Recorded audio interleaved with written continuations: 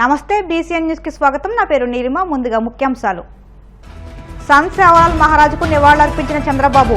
మహాత్మా గాంధీ కంటే ముందే సేవలాల్ అహింస పాటించాలన్న సీఎం. షష్ఠ షణ్ముఖ ఆలయ యాత్ర పూర్తి చేసుకున్న పవన్ కళ్యాణ్. తిరుత్తణి ఆలయ సందర్శనతో పూర్తయిన పవన్ యాత్ర. వల్లభనేని వంశీ అరెస్టుపై స్పందించిన మంత్రి నారా లోకేష్. తప్పు చేసిన వైసీపీ నేతలు తప్పించుకోలేదని స్పష్టీకరణ. వాడపల్లి వెంకన్న ఆలయంలో ప్రత్యేక పూజలు. మంగళవాద్యం నడుమ శ్రీ స్వామి అమ్మవార్లకు మేల్కొల్పు సేవ, ఐశ్వర్యలక్ష్మి హోమం. బ్రిటిష్ కాలంలో మత మార్పిడులపై సంత్ సేవలాల్ పోరాడారని ముఖ్యమంత్రి చంద్రబాబు గుర్తు చేశారు. సంఘ సంస్కర్త, గిరిజనుల, బంజారాల ఆరాధ్య దైవం, ఆధ్యాత్మిక గురువు అయిన సంత్ శ్రీ సేవలాల్ మహారాజ్ జయంతి సందర్భంగా ఆయన చిత్రపటానికి పూలమాల వేసి సీఎం చంద్రబాబు నివాళులర్పించారు. అహింసావాదానికి, మూఢనమ్మకాలను పారద్రోలడానికి సేవలాల్ మహారాజ్ చేసిన కృషిని ఈ సందర్భంగా స్మరించుకున్నారు. ఈ కార్యక్రమంలో మంత్రి గుమ్మడి సంధ్యారాణి, గిరిజన సంఘ నాయకులు పాల్గొన్నారు. అందరికీ నమస్కారాలు. ఈరోజు ఒక పవిత్రమైన రోజు. శ్రీ సేవాలాల్ మహారాజ్ 286వ జయంతి కార్యక్రమాన్ని మనం జరుపుకుంటున్నాం. ఈరోజు భారతీయ సామాజిక మత సంస్కర్త, గోర్ బంజరాల ఆత్మాతిక గురువు సేవాలాల్ మహారాజ్ 286 సంవత్సరాలకు ముందు పుట్టి ఈ ప్రపంచానికే ఒక దశ దిశ నిర్దేశించారు. అందుకనే ఈరోజు బంజారా గ్రామాల్లో ప్రత్యేకంగా ప్రజల్లో కూడా అందరూ కూడా ఆయన్ను గుర్తు చేసుకుని పూజిస్తూ ఆయన మీద ఎప్పటికీ తగ్గనటువంటి ప్రేమ, అభిమానాలు చూపిస్తున్నారు. మనందరం ఒకసారి ఆలోచిస్తే మనదొక పుణ్యభూమి. ఎందరో మహానుభావులు ఈ తెలుగు నేలపైన పుట్టారు. అలాంటి మహానుభావులు పుట్టిన ఈ నెలలో మీరు ఒకసారి చూస్తే ఒక వెనుకబడిన జిల్లా అనంతపురం జిల్లా గుత్తి మండలంలోని రామ్జీ నాయక్ తాండాలో రామావత్ గోత్రంలో భీమా నాయక్, ధర్మణిమాత దంపతులకి సేవలాల్ గారు జన్మించడం, అది కూడా 1739వ సంవత్సరం ఫిబ్రవరి 10వ తారీఖున జన్మించారు.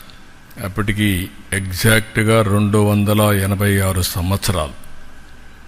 ఒక వ్యక్తి మానవ జన్మెత్తిన, ఒక పేద కుటుంబంలో పుట్టిన ఏ విధంగా ప్రజల్ని ప్రేరేపితం చేయగలుగుతారు, ప్రజల్లో చైతన్యం తేగలుగుతారు, వారు అవలంబించిన సిద్ధాంతాలు శాశ్వతంగా ప్రజల గుండెల్లో ఏ విధంగా ప్రభావితం చేస్తాయో దానికి ఇది ఒక ఉదాహరణ. అలాంటి మహనీయుడి యొక్క స్ఫూర్తిని భావి తరాలకు అందించాలనే ఉద్దేశంతోనే దీన్ని ఒక స్టేట్ ఫంక్షన్గా చేస్తున్నాం. ఆయన పుట్టిన గ్రామంలో కూడా 50 లక్షల రూపాయలు శాంక్షన్ చేసి అక్కడ ఘనంగా కార్యక్రమాలని నిర్వహించమని కూడా ఆదేశాలు ఇచ్చాం.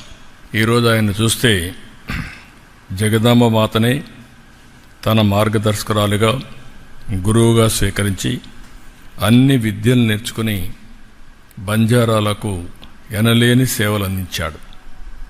మూఢ నమ్మకాల్ని పోగొట్టడం కోసం ఈరోజు మనం మాట్లాడడం కాదు, ఆ రోజుట్లో 300 సంవత్సరాల కంటే ముందు ఇంకా ఎక్కువ మూఢనమ్మకాలు ఉండేటివి. ఆ మూఢనమ్మకాల్ని రూపుమాపడం కోసం ఆయన జీవితాంతం పనిచేశారు. సమస్త జీవకోటికి తల్లి అయిన అమ్మ భవానిని పూజించాలని, కానీ ఫలితాన్ని ఏమాత్రం కూడా ఆశించవద్దని బంజారాలకు చెప్పాడు. బాధ్యతగా మనం చేయాలి, ఆటోమేటిక్గా తల్లి దీవిస్తుందని చెప్పి చాలా స్పష్టంగా చెప్పాడు. AP deputy CM Pawan Kalyan దక్షిణ భారతదేశ ఆధ్యాత్మిక పర్యటన ముగిసింది. తమిళనాడులోని తిరుత్తణి క్షేత్ర సందర్శనతో పవన్ కళ్యాణ్ చేపట్టిన షష్ఠ షణ్ముఖ యాత్ర ముగిసింది. మదురై జిల్లాలో అళగర్ కొండల్లో కొలువైన అరుల్మిగు సోలైమలై మురుగన్ ఆలయాన్ని పవన్ కళ్యాణ్ సందర్శించారు. ఆలయ సాంప్రదాయానికి అనుగుణంగా మురుగన్కు పవన్ ప్రత్యేక పూజలు నిర్వహించి మొక్కులు చెల్లించుకున్నారు. అనంతరం తిరుత్తణి ఆలయంలో సుబ్రహ్మణ్య స్వామికి ప్రత్యేక పూజలు చేశారు. షష్ఠ షణ్ముఖ యాత్రలో పవన్ మొత్తం 6 సుప్రసిద్ధ పుణ్యక్షేత్రాలను దర్శించుకున్నారు.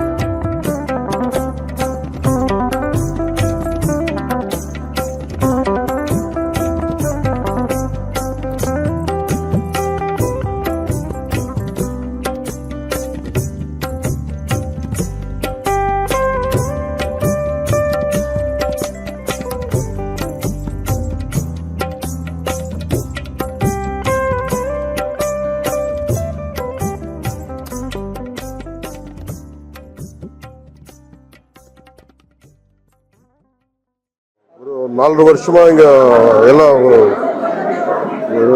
ஆறாவது சுப்பிரமணியர் கோயில் பார்க்கணும் ரொம்ப ஆசையா இருந்தது. ஃபைனலாக இன்னைக்கு கடவுள் அனுமதி கொடுத்துட்டாங்க. எனக்கு ரொம்ப சந்தோஷமா இருக்கு. இது சும்மா நான் கடவுள்கிட்ட வேண்டிக்கிட்டு எல்லாரும் நாட்டுக்கு எல்லாரும் நடக்கட்டும், பாரத பூமிக்கு நல்லது நடக்கட்டும், தமிழ்நாட்டுக்கு நல்லது நடக்கட்டும், அதுதான் என்னோட பிரேயர். ரொம்ப என்னது ஒரு அன்பு கொடுத்துருக்காங்க எங்கே போனாலும் சரி. ஸோ ஒரு 10 வருஷம் நான் மெட்ராஸில் இருந்துட்டேன். ஸோ அதுக்கு தமிழ் மக்களோட அன்பு எனக்கு தெரியும். ஸோ அது கண்டினியூ ஆயிடுச்சு. அதுக்கு ரொம்ப ரொம்ப சந்தோஷம். நான் என்ன நினைக்கிறேன்னா, ஆனந்த் ஃப்ரெண்ட் நண்பர் ஆனந்த் சார் ஒரு டிடிடி போர்டு மெம்பர். ஸோ நான் ஒரு இந்த 6 முருகன் கோயிலுக்கு நான் என்ன பண்ணணும்னு நான் யோசிக்கிறேன். என்னென்ன டெவலப்மெண்ட் பழனிக்கு என்ன பழனியில கேட்டிருக்காங்க. பழனியில் டைரக்டா ஒரு திருப்பதிக்கு ஒரு பஸ் நிறுத்திட்டாங்க கரோனா அப்புறம். அதை நான் திருப்பி ஆரம்பிக்கிறதுக்கு ரெடியா இருந்தது. ஆரம்பிக்கிறதுக்கு நான் ஃபோன் பண்ணிட்டேன் நேற்று. ஸோ அதுவும் ட்ரெயின் கேட்டாங்க. ஸோ அதுவும் ஆரம்பிக்க போகிறேன். பட் இது தாண்டி முருகன் கோயிலுக்கு என்னென்ன பண்ணணும் இதெல்லாம் நான் இவர் அனுப்புகிறேன். நான் தனியாக நான் அனுப்புகிறேன். டெவலப்மெண்ட் என்னென்ன பண்ண முடியும், நம்மளால என்னென்ன பண்ணுறதுக்கு நான் தயாராக இருக்கேன். பிளான் பண்ணுறாங்க, பிளானிங்கில் இருக்கு. போர்ட் பிளானிங்கில் இருக்கு. గన్నవరం మాజీ ఎమ్మెల్యే వల్లభనేని వంశీ అరెస్ట్ అంశంపై మంత్రి నారా లోకేష్ స్పందించారు. దళితుడిని కిడ్నాప్ చేసినందుకు వల్లభనేని వంశీ జైలుకు వెళ్లారని స్పష్టం చేశారు. వంశీపై చట్టపరమైన చర్యలు ఉంటాయని తెలిపారు. తప్పు చేసిన వైసీపీ నేతలు శిక్షలు తప్పించుకోలేరని హెచ్చరించారు. గత ప్రభుత్వ హయాంలో జగన్ అరాచక పాలనను అందరూ చూశారని, ప్రజా సమస్యలపై పోరాడిన తమపై అక్రమ కేసులు పెట్టారని ఆరోపించారు. 2019 నుంచి 24 వరకు ఆంధ్ర రాష్ట్రంలో ఎలా పరిపాలన జరిగిందో ప్రజలందరూ తెలిసిన విషయమే. ఆనాడు ప్రతిపక్ష నేత కానివ్వండి, ప్రజాప్రతినిధులు కానివ్వండి, ఇతర పార్టీ నాయకులు మేమందరం కూడా ప్రజల తరఫున ప్రజల సమస్యలపైన పోరాడాలని వెళ్ళినప్పుడు అడుగడుగునా మమ్మల్ని ఇబ్బంది పెడతాం జరిగింది. మమ్మల్ని రానిలేదు. ఏకంగా ప్రతిపక్ష నేతని ఇంటి నుంచి బయటికి రానికుండా గేటు కూడా ఆనాడు తాడి కట్టేస్తాం జరిగింది. మేము ప్రెస్ మీట్ లో గత ప్రభుత్వాన్ని నిలదీస్తే కావాలని మా పైన కేసులు పెడతాం కానివ్వండి, ఏకంగా మా పార్టీ ఆఫీస్ పైన దేవాలయంగా భావించే తెలుగుదేశం పార్టీ కేంద్ర కార్యాలయం పైన దాడి చేశారు, గన్నవరం పార్టీ ఆఫీస్ పైన దాడి చేశారు. ఇట్లా ప్రతిరోజు ఒకరిని జైలుకి తీసుకెళ్తాం, మా పైన దాడులు చేస్తాం. అదే జరిగింది. నేను ఆనాడు ప్రజలందరికీ చెప్పాను. దాదాపు 90 బహిరంగ సభల్లో, యువగలం బహిరంగ సభల్లో ప్రజల ముందల ఎర్రబుక్ చూపించి ఏ అధికారులు వైకాపా నాయకులైతే చట్టాన్ని ఉల్లంఘించి ప్రజల్ని, తెలుగుదేశం పార్టీ కార్యకర్తలు ఇబ్బంది పెట్టారో న్యాయపరంగా వాళ్ళపైన చర్యలు తీసుకుంటా వాళ్ళని వదిలిపెట్టనని ఆనాడు హామీ ఇస్తాం జరిగింది. మొన్న కావాలని ఒక దళితుడిని కిడ్నాప్ చేసి కేసు విత్డ్రా చేయించారు ఇక్కడున్న మాజీ శాసనసభ్యుడు. ఆ కిడ్నాప్ కేసే ఈ రోజు, ఆ కిడ్నాప్ వల్లనే ఈ రోజు ఆయన జైలుకి వెళ్లే పరిస్థితి. అన్ని వాస్తవాలు బయటకు వస్తాయి. మాకు దాంట్లో ఎలాంటి సందేహం లేదు. న్యాయబద్ధంగా అన్ని చర్యలు మేము తీసుకుంటాం. కోనసీమ తిరుమలగా వర్ధిల్లుతున్న వాడపల్లి శ్రీ వెంకటేశ్వర స్వామి ఆలయంలో ఆదివారం ప్రత్యేక పూజలు వైభవంగా నిర్వహించారు. మంగళ వాయిద్యాల నడుమ శ్రీ స్వామి అమ్మవార్లకు మేలుకొల్పు సేవ నిర్వహించిన అనంతరం ఐశ్వర్యలక్ష్మి హోమాన్ని జరిపించారు. అర్చకులు శ్రీ స్వామి అమ్మవార్ల వసంత మండపంలో అష్టోత్తర పూజలు నిర్వహించగా ప్రత్యేక అలంకారంలో ఉన్న స్వామిని దర్శించుకుని భక్తులు తరించిపోయారు. పక్కన కూర్చోబెట్టబోయా అని చెప్పేసి భక్తి ప్రపంచాలతోటి ఒక పుష్ప ఆసనాన్ని వేశాం. రాజాదిరాజుడు కాబట్టి దేవదేవోత్తముడి యొక్క పాదాలు కలిగిన తర్వాత అయినట్టు చేతులు కలిగిన తర్వాత ముఖమైన తర్వాత స్నానమైన తర్వాత వస్త్ర అలంకరణ దాని ప్రత్యేకంగా. ఇప్పుడు కాసేపు ప్రకటనలు.